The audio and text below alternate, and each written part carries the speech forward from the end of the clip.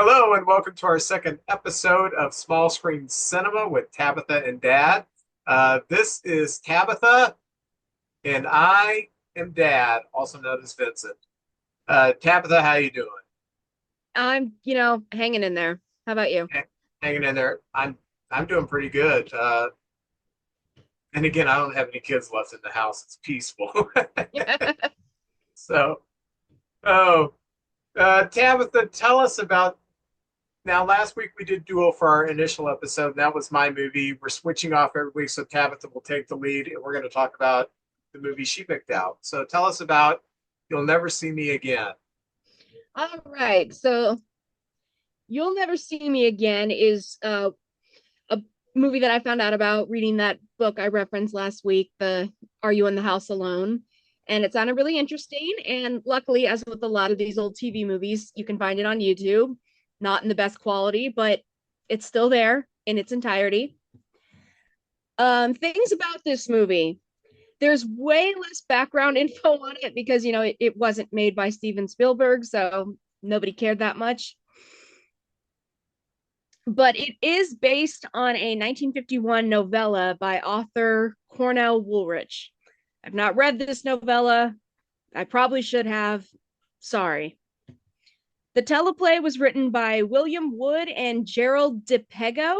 DePejo? I think it's DePego because there's only one G. Anyway, DePego has written some fairly high profile scripts. He wrote Phenomenon, he wrote Angel Eyes, and The Forgotten.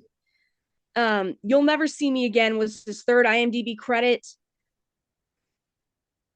Let me see. Yeah, he wrote two other telefilms before this, and they both actually sound kind of interesting. So I might have to check them out. We might cover them one day. Who knows? All right. So, not the director of Jaws, but we do have the director of Jaws 2 helming this movie, and his name is Jeannot Swart. If you know him, besides from Jaws 2, it's probably as a director for Supergirl, also a very bad movie, Yeah. Somewhere in Time, or that weird Santa Claus movie from the 80s with Dudley Moore as the elf. Remember that? Yeah. Somewhere in Time. Is that the Christopher Reeves movie? Mm-hmm. Yeah. Yes. Okay. Been a Yes. long time. I like Jaws too. I like that it's basically just a slasher movie with the shark as the slasher. So yeah, I'll defend it. I'm not a big fan of Jaws 2, but as Tabitha told me a few days ago, when you stack it up against Jaws 3D and Jaws, uh, The whatever Revenge. the Revenge, it's a hell of a movie. Right? So Swark was a French-born director, and um, I've talked about him before because he did an episode of Alias Smith and Jones. He directed a ton of episodes of Night Gallery. I know you're not a fan of that show, and I will readily admit it's nowhere near as great as The Twilight Zone, but I do think it has some worthwhile stuff in there. He actually only just passed away this past January, and he was working until very recently. His first director's credit on IMDb was Ironside, and his last one was Grey's Anatomy in 2019. Oh, So he's been doing it. He was doing shows you watched as a kid. He was doing shows that I watched as a kid. I think that's a pretty cool legacy. and as an adult. That too. Yeah. The stars of this telefilm are David Hartman, Jess Walton, Jane Wyatt, Ralph Meeker, and Joseph Campanella. David Hartman has a very small IMDb sheet. He was one of the stars of The Bold Ones, The New Doctors. He did several episodes of The Virginian, and he had his own short lived show called Lucas Tanner. After that was canceled, he completely switched gears and became a news anchor. He was the original male host of Good Morning America, which is I still on. remember him from that. You do? Yes. Okay, because I thought I that did was crazy. I did not know he acted. Yeah, he hosted a documentary series for PBS. Rest in peace, PBS, and the Discovery Channel. And as of this recording, he is still alive and kicking at age 90. What a career. Wow. Jess Walton, as we discussed briefly before we started recording, is an actress that you think is terrible. In this role, she was bad. I Okay. I've run into her a few times during my trek through old TV shows and old TV movies. Soap opera fans probably know her best from her 2000 plus episodes of The Young and the Restless. I'm So, sure I've seen her on that because your mom used to watch that religiously. is that the one she watched? Oh yeah, Young Because and the Rest. I remember her watching one, but I could never remember which one it was. So, I guess it was that one. She did guest spots on shows that I like, such as Streets of San Francisco, SWAT, and My Baby, Starsky and Hutch. She also has a small part in another TV movie that I plan on covering at some point called The Victim. And as of this recording, she is also still alive, and you've just insulted her. So I Oh, hope I you're didn't. happy. I'm saying I don't like her in this role, and I will explain that when we get into this. Okay. It doesn't take away from the movie that much because she isn't She's in it a whole not in lot. it that much. Yeah, fair. Next, we have Jane Wyatt. And of course, the most important thing that Jane Wyatt ever did was play Amanda Grayson on Star Trek, AKA Spock's mother. You don't appreciate that, but trust me, it's very important. It's a big Okay. deal. She was one of the stars of the series Father Knows Best. She was also on an Alias Smith and Jones episode. But before she turned to television, she had a pretty respectable film career. She was in the Oscar nominated films Gentleman's Agreement and Lost Horizon, a pretty good noir film called Pitfall, and a 1934 adaptation of Great Expectations. She worked up through the early 90s and passed away in 2006. Ralph Meeker was a character actor known for movies like Paths of Glory, The Dirty Dozen, and Kiss Me Deadly. He guest starred on just about every show that I could tell from the 60s and 70s. He was in the very first episode of Alfred Hitchcock Presents along with Vera Miles. And according to IMDb, Tarantino was a big fan of his. That's cool. Yeah, I did not know who he was, but I recognized him as soon as he was on screen. His demeanor and his voice. It's like, Yeah, yeah, I've seen this guy many times. cool. Finally, we have Joseph Campanella. He was a regular on the first season of Mannix before they reworked it in season two, and I guess he got left in the dust during that. He was also a part of the Bold Ones, but he was on the Lawyers. And he did guest work in shows that I enjoy: Wild Wild West, The Big Valley, Route 66, and he did an Alias Smith and Jones too. It's amazing how many people have done that show for I something did that it. you were great in that episode, Thanks. truly. 5 years old. You'll Never See Me Again aired February 28th, 1973 on ABC. Can I It ran inject against something Met. real quick? Of course. Okay. Sam, the gas station attendant, is played by Bo Svensson, who went on Okay. to have a very good career. His breakout role was in 1975, Walking Tall 2, when Joe Don Baker didn't want to do the second Walking Tall movie. Bo Svensson walked in, he did the second and third movie. And then he's had a pretty decent career in movies. What I thought was interesting, he has a solid part in this, but he's uncredited, not in the opening credits, not in the final credits. And I'm thinking he has a pivotal role in this film and quite a few lines. Why didn't they give him any credit? I think he said, I'll show you. I'll go be a movie star. That's exactly what happened. Yeah. Um, Okay. yeah, I didn't know that. I mean, he does have a pivotal part, but it's small enough that I didn't bother looking him up. So thank you for doing that. Oh, I recognize that. That's Bo. Yeah. Hmm. So, All right, very cool. You'll Never See Me Again ran against Medical Center on CBS and a very short-lived show on NBC called Madigan that starred Richard Widmark. Never heard of it, but I like Richard Widmark. All right, are you ready? let's do this. Cool. So we start with a newlywed couple, Ned and Vicky Bliss, which is a stupid name, and they are having a picnic. We establish early that Ned is an architect And I only bring this up because it actually is important to the plot. Normally, when a character is an architect, who cares?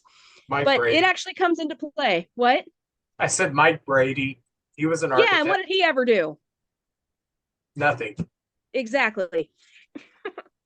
So they're in their newlywed phase, because they're just giggling and laughing about candy bars, and it's really just, yeah, lovey dovey crap. And then there's an awkward freeze frame on Jess Walton's face, and then the title credit appears. Um, they roll on home in the evening, and they find a note from Vicky's mother in the mailbox. Now, Vicky's been estranged from her mother for at least a couple years, but this note spurs her into trying to give her a call. But no one picks up. She keeps getting a busy signal. So she spontaneously decides that she wants to go up and visit her mom. She says it's about a 2 hour drive. She wants to make up with her and her stepfather. And in this scene, we also find out that Ned has never met these people. That's also important. Yeah, the marriage dynamic is very different. They've been married for 2 years and they're having this picnic like it's their second date or something, very physical and champagne and candy bars and everything. And two things stood out at me.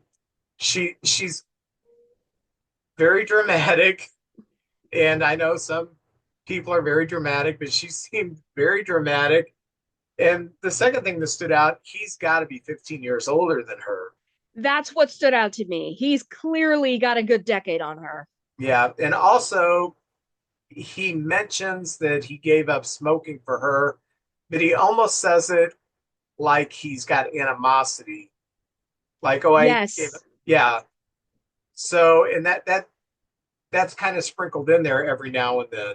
And the smoking or the animosity, but well, both, I guess. yeah, yeah, both. So, Yeah. Okay. Um, so Ned does not want to go. He's got work in the morning, and this escalates very quickly into a pretty big fight. Vicky is just determined to go. He's not changing her mind, and Ned is determined to stay. Finally, she kind of wears him down to the point where he's like, "Fine, I'll go." But in that way where when someone says they'll do it, you don't even want them to do it anymore because yeah, clearly they're doing it against their will. Um, So she's pissed and is just like, no, just stay. And she keeps picking at him as he's getting ready to go. And I'm not going to lie, I would probably be acting the same way she is. I'd be like, no, I don't want you to go. Just forget it. But then things get physical. He grabs her and he forces her to stay in place. She says, let go. And he's not letting go. He keeps talking to her. She bites him and then he slaps her. He slaps her so hard she falls to the floor and her nose starts bleeding. Thoughts? thoughts. They almost treat for the rest of this movie the fact that he slapped her as yeah, that happens. Hey, the police, nobody seems too concerned about it. Like, yeah, that happens. I mean, it's a bad thing. You shouldn't hit your wife, but hey, it happens. Now, when he's restraining her by grabbing her hands, I think that's abuse there. So Agreed. I would never do that. Unless someone was coming at me with fist flying, I would never grab someone's wrist to restrain their hands. So I get why she bit him. She told him, let me go, let me go. No, he's not going to. So she bit him. Yeah, And then he slaps her. And you don't see that. I remember growing up, you saw that quite a bit in, men slapping women in movies and TV shows. And it kind of shocked me. Oh yeah, people used to like kind of, oh yeah, that happens in marriages and kind of let it go. But we're not used to seeing it anymore. So it was shocking seeing it happen because I haven't seen it for so long. it was shocking to me too.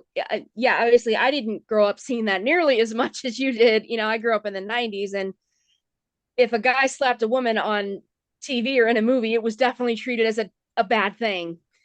Um, but again, I've been watching a lot of older shows, and there's one British cop show I like called The Professionals. And yeah, one of our heroes, at least twice, he smacks a woman on screen. And it's just like, well, Yeah, sometimes that happens. Like, Jesus. Sean Connery. Oh yeah. Yeah. Me and Mondo were just talking about that quote. Sometimes we just say that to each other to, he says it to annoy me. He's like, sometimes you need to be slapped, so you don't get the last word. Anyway, so it is important that some of her blood gets on his shirt and on the white shag carpet. Very nice look, 70s. And he actually has the gall to say, "You made me lose my temper." Yes, yes. It was all on her. Right? Like, very, look what you made me do. Very misogynistic. But Mhm. you said the novella was written in the early 50s. So That's a good point. it was even more commonplace then. You blame women for everything. You look what you made me do. You made me get old and bald or something like that. Yeah. No, you're right. He does try to apologize, but she correctly is not having any of it. She storms out. She won't take the car. She's going to walk to the bus station, and she says right before she leaves, "You'll never see me again." Title drop. That means we all take a shot. I don't. I know that like hitchhiking and such was fairly common back then, but you know, walk to the bus station in the dark by yourself. Yeah. And when she says that, Ned responds, "Great." And what's he do as soon as she leaves? He starts smoking. Start smoking. Oh yeah, he didn't give them up. He just hid them from her. Yep, yep. He had him in the closet, hidden, start smoking. Yep. Um, he also, this was a shitty move of him too. He notices that she left her wallet with her cash in it. Doesn't go after her. Just like, Yeah, oh well, no, she's not gonna be able to get on the bus without any money. But he just goes to bed. Well, he tries to go to bed. He's really not able to sleep, which I guess I wouldn't be able to either. Nevertheless, he still goes to work in the morning because remember, this all started because he just could not miss work. So he's at a construction site or building site, whatever, and he's got a friend there named Bob, and he tells him what happened, that they fought and that he hit her. Firstly, that's not something I would tell anybody ever, but like you said, people were just like, "Oh, well, you probably shouldn't do that," and well, then they he didn't moved really on. tell Bob he hit her, did he? Bob said, "Did you hit her?" And he just kind of looked at him and, you know, Oh, maybe that's what happened. yeah, I watched you watched this yesterday. I watched it on Tuesday. I could be misremembering. Um, so Bob teases him a little bit that, oh, Vicky didn't go to her parents. She's over at his place and they've been having an affair. And Ned just kind of laughs it off. But Bob's like, no, no, I'm serious. And Ned's like, yeah, whatever. And then they cut from that scene and he gets back home at 5 p.m. She's still not home.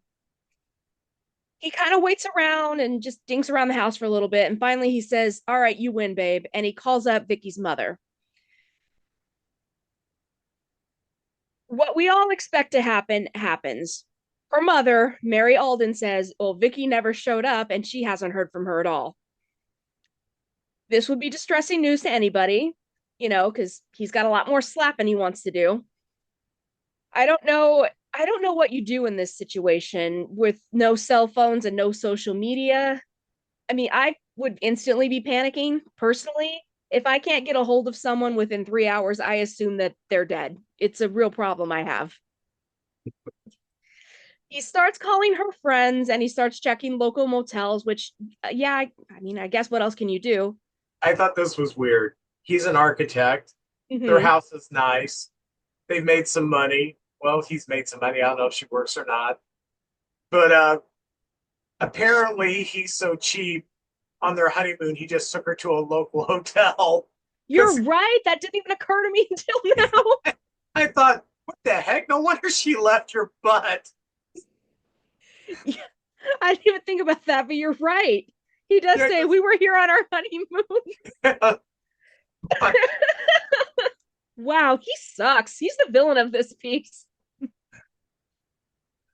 So Finally, he goes to the bus station. Um, they have seen her there. They said she was gonna buy a ticket, but she didn't have enough money. So the last that the ticket guy saw of her, she was standing by the side of the road, presumably waiting to hitchhike. So he's kind of at a dead end there. He calls his friend Bob, and he can hear a woman giggling in the background.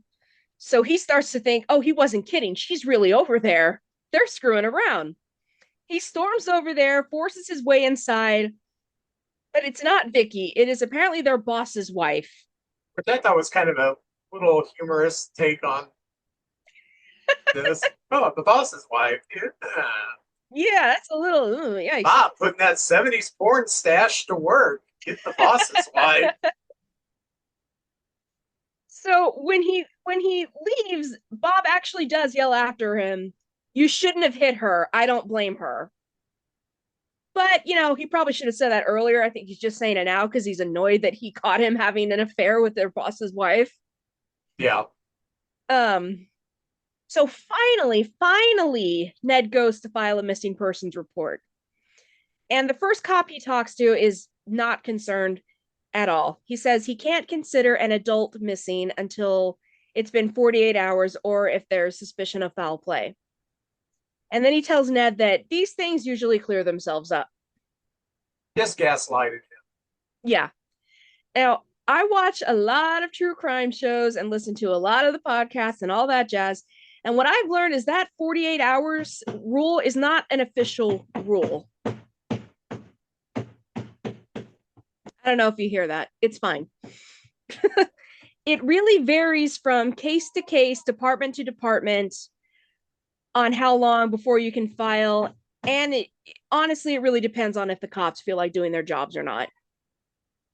Like, that's not a real rule. So finally, he gets the cop to take him more seriously by saying that she might have hitchhiked and he knows that she didn't make it to her destination. So now there's this little scene which honestly could have spun off into its own movie. There's a Jane Doe at a hospital that matches Vicky's description. So the cop escorts him over to the hospital so he can identify her. It's not her, it's some other poor woman who has no idea who she is. And it's so sad. She's like, "Can you help me? Can you help me?" And he's just like, "No," and awkwardly backs away. I thought that was kind of weird that I'll the movie would have been okay if you just saw it. Nope, that's not her. But then this, can you help me? She's distraught. But they didn't pick it up. And if they should have made another movie that helps the lady. I I don't know. know. I was just like, man, I really hope she turned out okay. Poor thing. Yeah, we don't know what happened to her or anything. Just, we're not getting back to that. So finally, he decides to drive to the town of Denby, which is where Vicky's parents lived. When he stops for gas, this is where he meets Bo Svensson. Is that what Yes, you called him? Okay. his name was He's a Sam in the movie. okay, Sam, the guy who works at the gas station. He asks him if he's seen Vicky, and he's real odd about answering. And then he goes inside the garage and asks the mechanic. And the mechanic says, "Oh yeah, Sam definitely saw her. I saw him talking to her yesterday." So he goes back outside and confronts Sam with this, and Sam just insists that nope, that didn't happen. And he kind of like glares at the mechanic, and the mechanic's like, "Oh yeah, I guess I was wrong." I'm like, so you're like, "What's going on here? Clearly, this did happen." By the way, the gas only $3.75 total. I noticed that he filled up $3.75. That's simply not fair. Unbelievable. So he arrives at the Alden residence and meets stepdad Will. And when he gets inside, he's instantly kind of distracted by the layout of the living room. He says it just looks weird. It looks off center to him.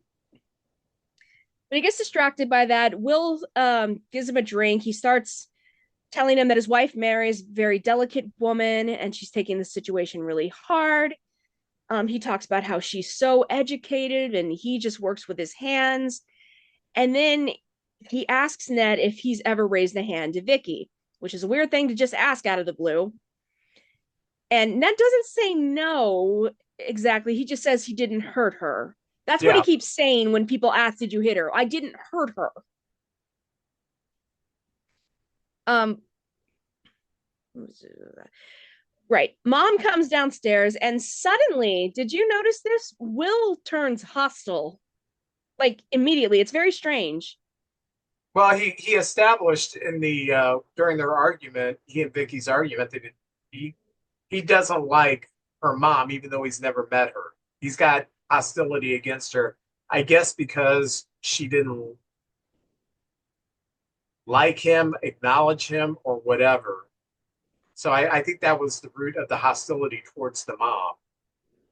The mom, yeah, but the stepdad, when the mom shows up, suddenly starts like Oh, shouting at Will. yeah, and Mary starts defending Will while um or Mary starts defending Ned while Ned starts blaming Will or let me get Will my starts blaming Ned, yeah. yes. Will starts blaming Ned, but Mary is defending Ned. I did it. Oh my gosh. Yeah, I just thought that was strange because he was pretty welcoming. He gets him a drink, he's chatting with them, and then Mary gets down there and he's like, "Why did you let her come alone? We were, now we've got this to worry about. Who knows where she is? Blah, blah, blah. This is your fault." And it's just like, where did that come from?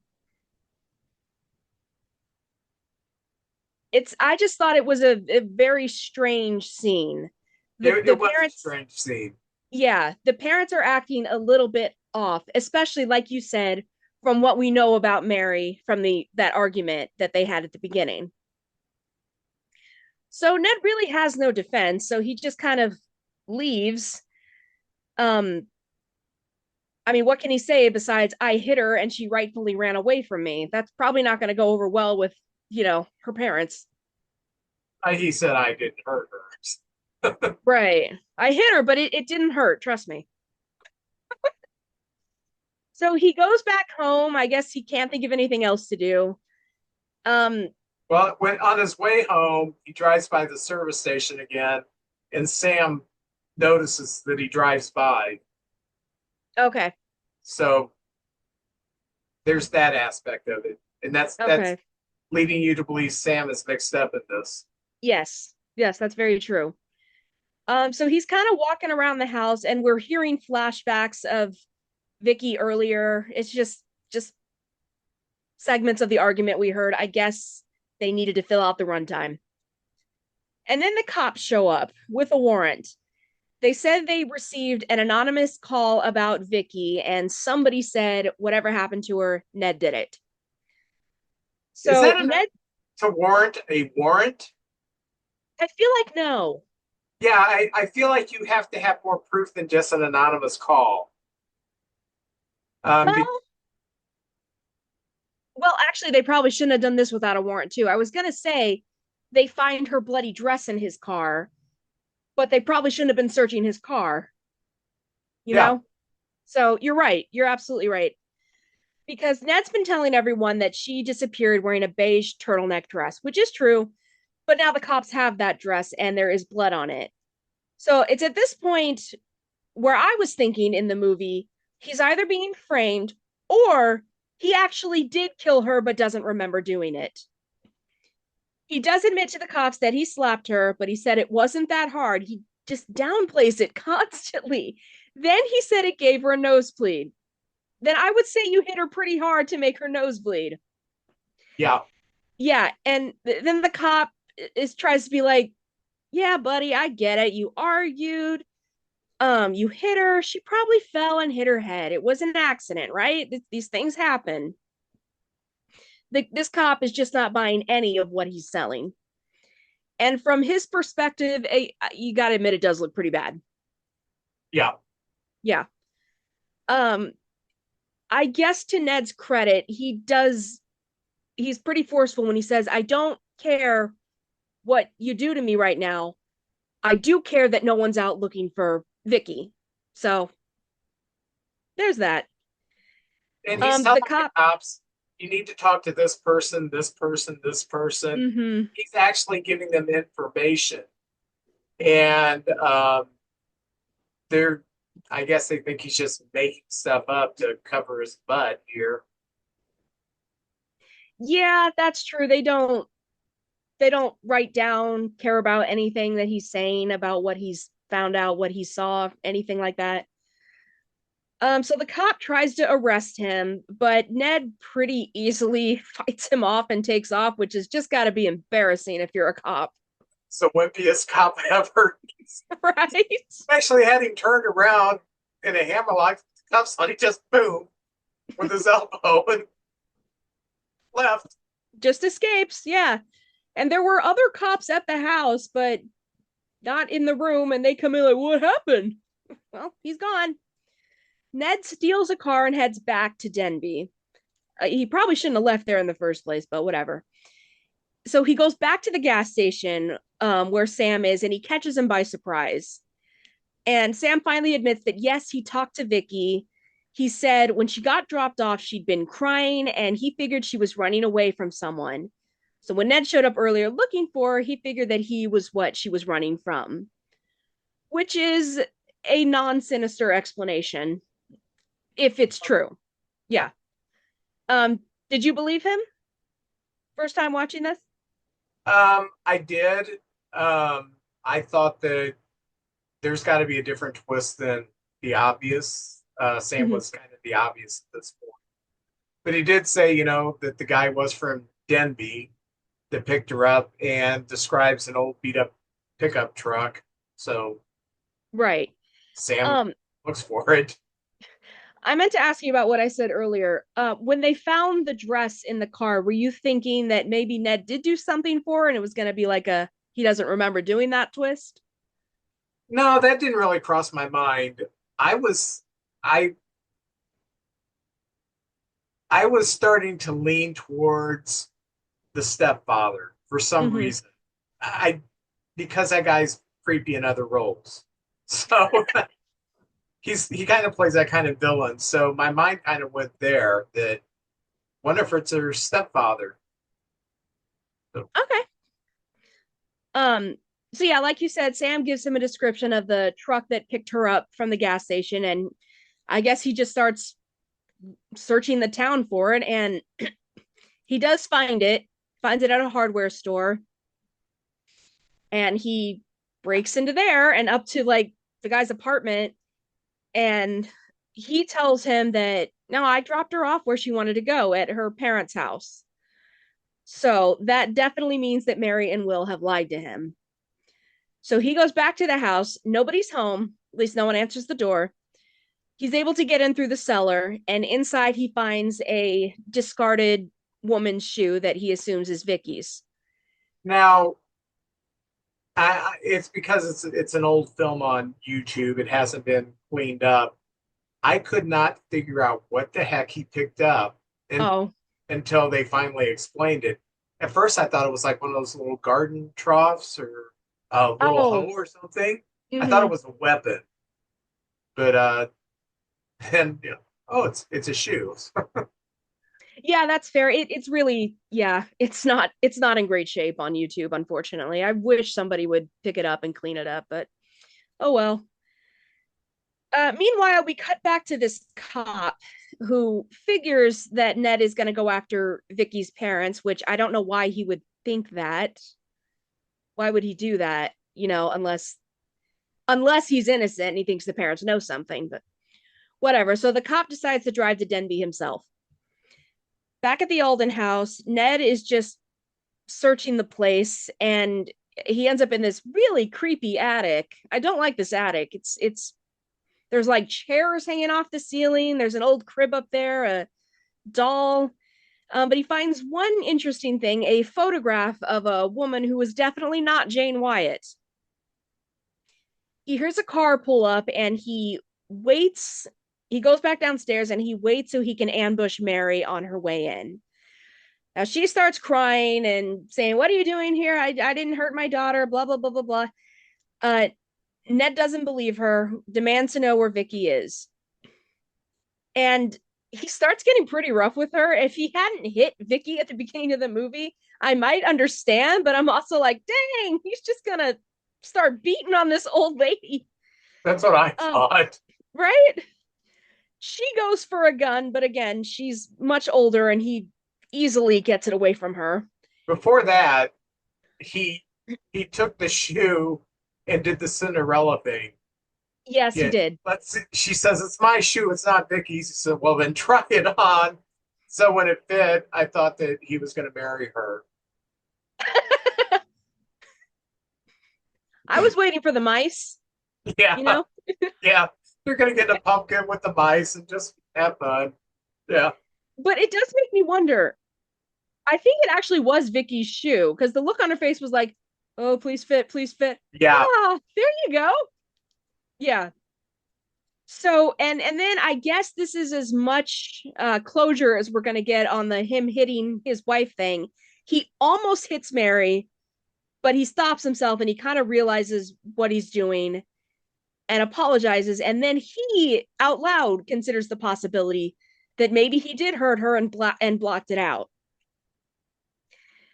So that, but that doesn't really go anywhere because right after that, he gets another look at the living room. And you can tell because it shows the molding on the ceiling that, yeah, the room is off center. Yeah, and he's an architect. Remember that. That's how he Mm-hmm. noticed it. Yeah. And he's like, why is it like, it's like there's an extra wall. So he starts, knocking on the wall and he hears a hollow spot and he wastes no time. He starts busting through that wall while Mary's just screaming at him to stop. And sure enough, there is a body in there, but it's not Vicky. It is, in fact, the real Mary Alden.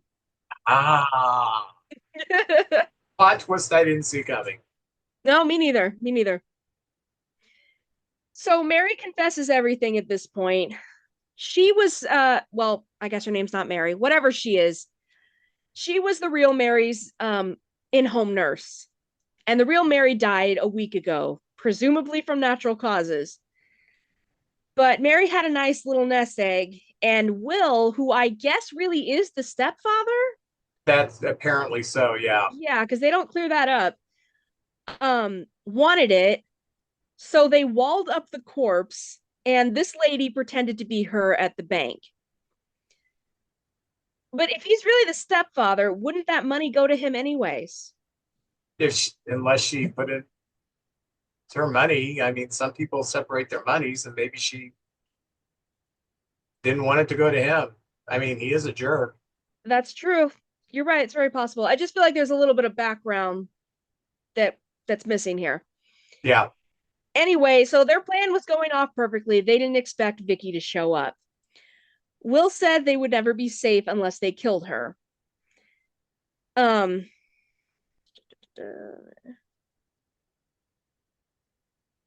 Yeah. While you're finding your place,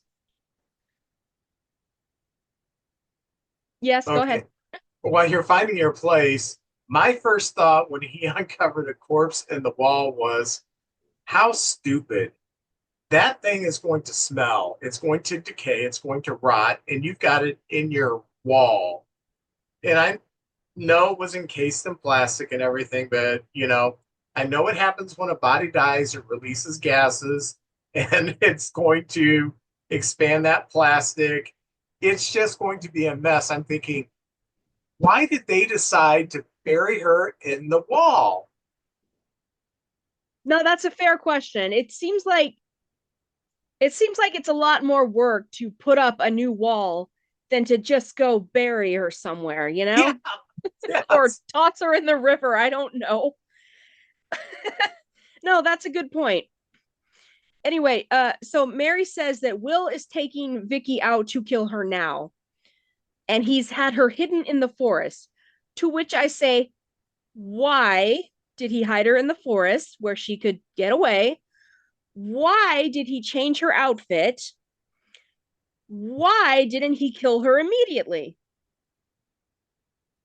Am I wrong for asking these questions? I, those are logical questions. But as Yeah, I've told you many times when you were growing up, if they would have done the logical thing, the movie would have been 20 minutes long. that's So very they have true. to they have to do these weird things, like bury someone in the wall and then delay the death, having her tied up in the forest for some silly reason. Yeah. And because I did have a thought, but this doesn't make sense either. I'm like, well, maybe he changed her out of the dress so he could use the dress to frame Ned. I'm like, no, because Ned just showed up out of nowhere. He wouldn't have had time to do that. He obviously already had the dress Yeah, with yeah. him. So I don't know. Um, so now we're at the last few minutes. Ned races off to try and save Vicky before Will kills her. The cops show up at Mary's house, and I guess Mary doesn't tell them the truth. She just says, I need you to help me, but the body's right there. Like all they have to do is step inside the house and they'll see this corpse hanging out of the wall. Yeah. you know? So these cops kind of That. suck. Yeah. Um, so the rest of it is it's honestly kind of anticlimactic. Ned is running through the woods, shouting for Vicky, fighting off Will. The cops are closing in, and eventually he finds her alive. And the day was saved. One of the things there at the end, first of all, he doesn't run to a forest. There's he's like running down this hill. There are very few trees, and he finally gets to a little wooded area that does not look like a forest to me, but he's in this little wooded area, and you have it created the illusion that he ran for like a mile or two to get there. And then when the cops show up, they hear him yelling for Vicky like he's 10 feet away. It's like, wait a minute, he's all the way down the hill. They couldn't hear it that well. Yeah.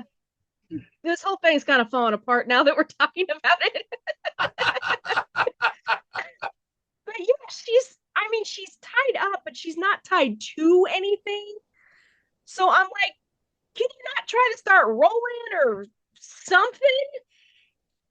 She's gagged, but I've definitely learned that gagging people like that does not actually prevent them from making sound that you can hear. So, um, did he kill Will or did he just knock him out? Did he kill who? Will, or did he just knock him out? I couldn't tell if I couldn't it was either. kind of ambiguous.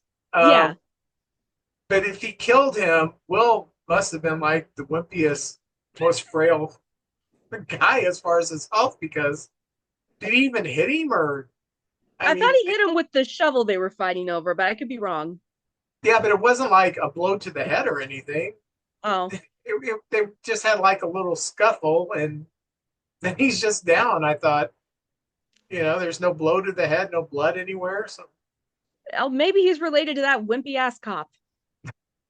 possibly, So yeah, he finds Vicky. He ungags her.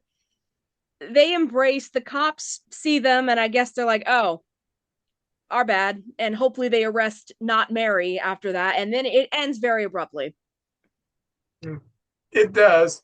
And I think, he finds her because I don't know why she didn't do this a day or two earlier because her mouth is gagged and she kind of takes the gag off by rubbing her mouth against a tree and then the gag falls off and she yells. And then he finds her I mean, the first thing I do is untie her. No, he hugs her and starts kissing her. And I'm thinking, okay, I get it. You've been married for 2 years, though, save it for later. Untie her. She's uncomfortable, but no. Well, we've But established that her body is simply his property to smack yeah, around or kiss or whatever. I was gonna say this is the era of the James Brown song "It's a Man's World," and this personifies that song. Yeah. Yeah. um Another thing, so if Will, I don't know how long Will has been married to Vicky's mother, but that's actually her stepdad, and he was fully going to murder her. Yeah, That's just like Jesus. So, stepdads suck, and you shouldn't trust them, and I'm fine. I'm a stepdad, Well, yeah, but she calls you dad. You're a dad. and I haven't thought about murdering her. Good for you. That's great. And when's the last time you smacked your wife? Never. Are you kidding me? I would hope not. Yeah. I was raised by a single parent, single mom with two older sisters. There's no way I was going to be a misogynist when I grew up. That was not going to happen. So, That's what Mondo says. He's like, I was raised by my mom and my grandmother, and I had a little sister. You know, I just was surrounded by women growing up. yeah, yeah, So I saw this movie probably a couple years ago for the first time, and what struck me about it is I just thought it had a really creepy atmosphere. Like there's just kind of this undercurrent of something's not right. Well, obviously something's not right, but the whole world feels a little bit sinister.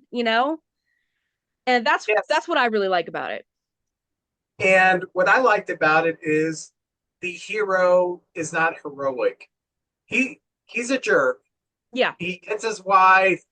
Um, he's a very selfish human being, and I do kind of like movies where the hero is flawed, and maybe not so flawed that you hit your wife, but he's not the knight in shining armor on the white horse. He's definitely got his flaws. Yeah. Yeah, I think if this were made today, the he would not have hit her. That wouldn't have been in the movie. Maybe he would have like grabbed her and then I don't know, they would have fallen or something. It would not have he would not have just outright hit her, you know. Maybe he would have just looked at her and said, "You are an ill-mannered woman." Yeah, that and then we would have been like, "Whoa, you Well, can't talk to a lady that way." that's verbal abuse there. And he was lying about the smoking. He had cigarettes hidden. Yeah. Yep. Now, question: do you think that your dad saw this at the original airing? Did I see it later, but on TV, or was this the first time I watched it? I think this is the first time you watched it. You are correct. So, do you give this a trash it or a classic? Well, the plot really does fall apart as we were talking about it and I was thinking about it more. But I enjoyed it the second time as much as I did the first time. So when I was reading about it in that book, that reviewer said it had some good things about it, but not good enough that anyone's really gonna remember it. And I'm like, what? I remember it. Thank you. It's one of my favorite ones that I've seen. So personally, I'm putting it in classic. How about you? I will barely put it in classic. It is worth watching. It's entertaining. It's a little different. Um, I'm not a big fan of the acting, especially of Vicky. I think she's overly dramatic in both her happy and her bad. She's got two modes in this movie. She's very happy and in love and talking about what a great dude he is. And then she's very, I hate you. You'll never see me again. But That's, those are pretty much her only two scenes at the yeah, very I end. know. But fair So, enough. yeah. And David Hartman, like I said, I only knew him from Good Morning America. So when I saw him in the movie, I'm thinking, is that the newscaster? Is that the newscaster? And I actually stopped the movie and Googled him, found out, like, golly, that is the newscaster who's in this movie. But then again, Casey Kasem makes a few appearances in movies too. So um, Yeah, that's it crazy. does happen. But it's, and what I love about most of these TV movies, they're an hour and 15 minutes of your Mm-hmm. time. And that's why there's some holes in it because they had to fit it in a 2 hour time slot with the commercials. So sometimes they had to pull things out because TV back in those days was very rigid. You had a time schedule and you had to fit it in there. Yeah. And that's what I see the weakness of this movie and a lot of TV movies are. You're talking about we didn't get a background on this or a background on that. Simply from time restraints, they don't have time to do that. But that also means that the TV movies kind of move along faster than a theatrical release because they have to get things done. Oh yeah, yeah, definitely. There's a lot of TV movies that I've watched where I'm like, well, that just went way too fast. I didn't get invested in any of that. And others where I'm like, no, this clips along perfectly, that this was just the amount of time it needed to tell this story. So yeah, you're right. It's a mixed bag of the time constraints. Yeah, but I will say I did enjoy it. I probably will never watch it again, but You'll never watch me again. for the hour and 15 minutes I watched, I thought, yeah, I'm into it. Good. Good. So next week is your turn. Do you want to tell the people what we'll be watching? We will be doing the movie The Death of Richie. I think it was originally just called Richie, because when I looked it up, it is on YouTube. When I looked it up, it just says Richie at the beginning of the credits. But everywhere else, it's called The Death of Richie. Death of Um, Richie. You think he's gonna be okay? he'll be fine. Okay, Um, good, good. this is the first Robbie Benson movie, and there's a few that I will do that are Robbie Benson movies because he was all over TV movies in the 70s. So, um, if Okay, I'm gonna admit it. I don't know that name off the top of my head. oh, you know who he was, the voice of the Beast in Beauty and the Beast. Shut up, really? Yeah, Ice Castles. Um, he was in a lot of movies in the Wow. 70s and 80s. He was a good looking dude, much like your father, and he he was in a lot of movies. You will recognize him, I'm sure. But he was oh gosh, One on One. Ice Castles was probably his biggest movie. He was in the um, Burt Reynolds Sally Field movie, The End. He played a priest in that.